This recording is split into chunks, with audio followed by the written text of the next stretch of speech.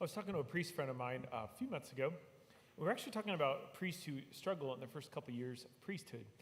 And I said, I think for some priests, maybe the priesthood is not what they thought. It was different for some reason, or they found it more challenging. And then I think, how they respond to that probably determines a lot. And then my friend said, I actually think that's like one of the keys of life in general, is when you experience disappointment in life or disillusionment, how do you respond to it? I remember reading a book some years ago about marriages, and in this one particular study, 60% of marriages in the first few years, one or both of the spouses experience disillusionment, which is the experience of, this isn't what I thought this was going to be like, or this was harder than I thought, or different than I thought. And what do you do in the gap between what I thought and reality? Now, I think life is very beautiful, but I also think life is like fraught with peril.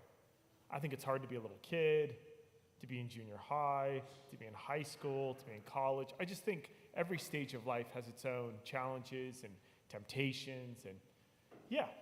And the question is, in life, when we experience disappointment, and usually disappointment also causes like unmet desires, there's a feeling of, how do I keep going? How will I recover from this? And what do I do with these desires? And I think the solution to those questions is actually given to us in today's readings. And we have Corpus Christi, or the solemnity of the body and blood of Christ. And in our gospel today, we have an unusual selection, or it appears to be unusual. You think we'd have something from John chapter 6, which is the bread of life discourse, or maybe from the Last Supper, but rather we have the miracle of the multiplication. It must have Eucharistic themes. So I just want to point out a couple of them to you. The first is, it says that they were in a lonely place, or in a deserted place. And that word, deserted place in Greek, shows up. If we were Jewish, that would make us think of, the Israelites, after being set free from the slavery in Egypt, were going through the wilderness or the desert. And there was a feeling of like, how are we going to sustain ourselves? And God responds by giving them supernatural bread from heaven, the manna. And so it has those sort of Eucharistic themes. It points back to the Exodus, when God provided for his people supernaturally. And that's, of course, what happens in the gospel. They have these 5 loaves and these 2 fish, and Jesus multiplies them. And not only is everyone fed, but they have 12 wicker baskets full of leftovers. And there was an ancient Jewish belief that one day God would send a new Moses, and he would usher in a new Exodus. So the new Moses is Jesus himself. And by performing this miracle, he's pointing to himself as the new Moses. He's going to usher in a new Exodus, not just an Exodus from the slavery in Egypt, but from the Exodus from sin and death and the evil one. And when I found this out, it blew my mind. There's also an ancient Jewish belief that with a new Moses and a new Exodus, there would be a new manna. That God would send a new supernatural bread from heaven.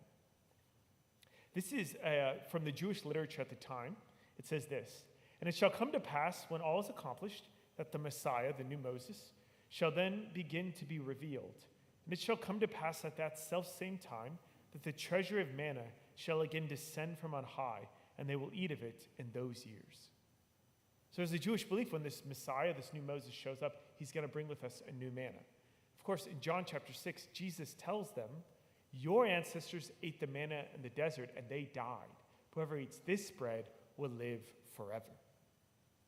And this story of the multiplication of the loaves and fishes not only points back to the Exodus, but also points forward to the Last Supper. And how do we know that? Because it tells us these 4 verbs. When Jesus takes the bread, he takes it, he blesses it, he breaks it, and he shares it. Or he takes it, blesses it, breaks it, and gives it. And those are the same 4 verbs that Luke will use again at the Last Supper. Jesus takes the Eucharist, he blesses it, he breaks it, and he distributes it among the apostles. And so the Eucharist is this new supernatural bread God has given us to sustain us. I don't know about you, but I feel like I fail a lot in life. And I feel like I get discouraged a lot. And I feel like I get distracted a lot. I don't know if that's true for you. It's true for me. And I feel like the Eucharist is a solution to all of those problems. That the Eucharist is a supernatural bread that comes from the victory that Jesus won for us on the cross.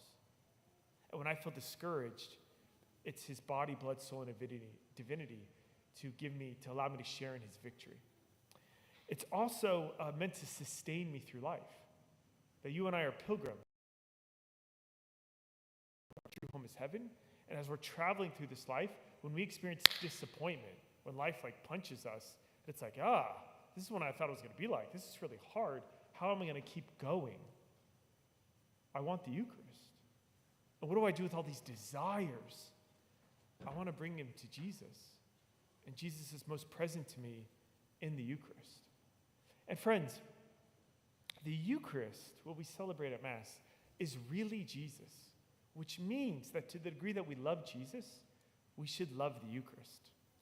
Now, I have to say, just a word about our context as Americans, is that we are a predominantly Protestant Christian country. There were Catholics who were part of the American founding, but mostly Protestants. And so when you flip through Protestant channels, or I should say religious channels, if you have those channels, it's a lot of people standing on a stage and they're usually preaching. You've seen that before? Maybe sitting on a stool, they're preaching, they have music. And that's all good. To preach the Bible, that's great. And if you're flipping those channels, and then you got to the Catholic channel, EWTN, and there's a mass going on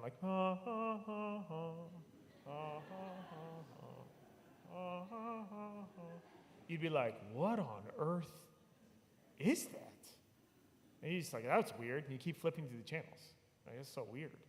And so, which one of these is not like the others as when you were a kid? That one is different, right? Okay. Why is that? And our answer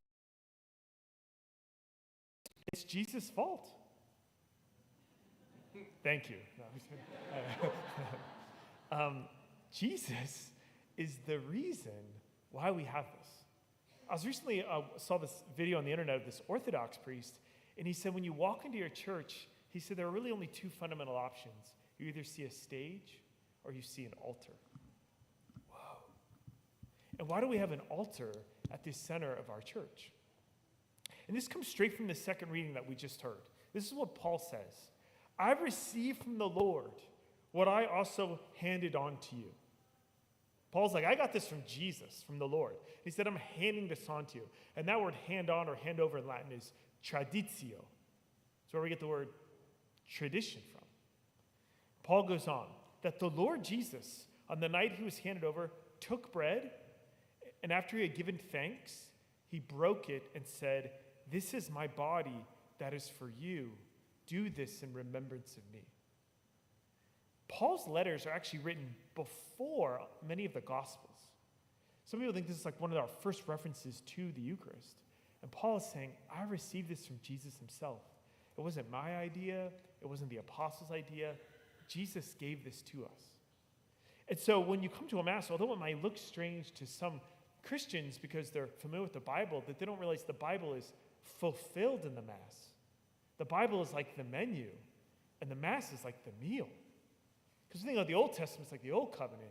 But in the Gospel of Luke, when Jesus talks about the New Covenant, he doesn't talk about a book. He says it's to drink his blood and to eat his body. That's how you proclaim the New Covenant. It's this. It's what we go to at every single Mass. Which is why, to the degree that we love Jesus, we should love the Mass, because it's really him. In his Gospel, well, where he's most especially is in the Eucharist at Mass. Now, because of that, it should really sadden us that there are so many Catholics who choose not to go to Sunday Mass. And the percentages are just incredibly low. And we know that because have you ever been to Christmas Mass? And we're like, what is this? We're breaking fire code. And you're like, wow, there's a lot of Catholics in the world. There's a lot of Catholics, right? Where are they, And obviously they don't value it. They don't make it a priority. They don't think it's important. And I want to juxtapose that with a story of the early Christian martyrs. And I love this story. It comes from AD 303. They're called the Abbatine martyrs, which would be modern-day North Africa, Tunisia. And they lived under the Roman Empire. And Diocletian is the Roman emperor at the time. And he forbids Catholics to celebrate Mass on Sundays or celebrate Mass at all. And these 49 Christians were celebrating Mass privately, secretly, and they were caught. So they get brought before this Roman interrogator, and he asks them, why did you do it? And he knows that they're going to be killed for doing it. They're actually going to be tortured and then martyred. So he says, why did you do it? And they said to him, without Sunday, we could not live. In other words, we can't live without Jesus, which means we can't live without the Eucharist. Life is hard. There's so much disappointment. There's so much failure that I go through. I have sin. I get discouraged. I need something to keep me going. I need Jesus. And he's in the Eucharist.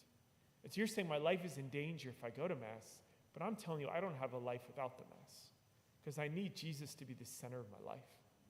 So they were willing to sacrifice lives and did sacrifice their lives for the Eucharist.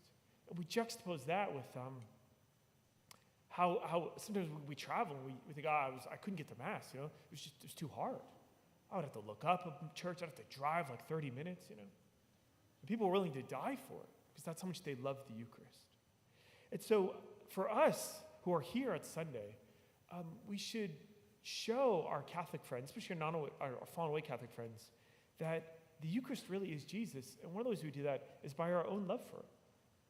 That Sunday looks different, that we dress up for Mass, that people see like, wow, they really value Sunday and they really value the Mass. And look for opportunities to invite them back to this great gift that Jesus waits for them in the Eucharist. I want to close by saying that the pattern of the Mass is meant to become the pattern of your life. College, and I had to take this class on stage combat in mime. So I learned how to be annoying and not how to defend myself. But anyway, just like that kind of stuff, right? And but anyway, in the class, I remember our teacher, we do these exercises over and over again, forever. And our teacher would walk around the class, he'd be yelling at us.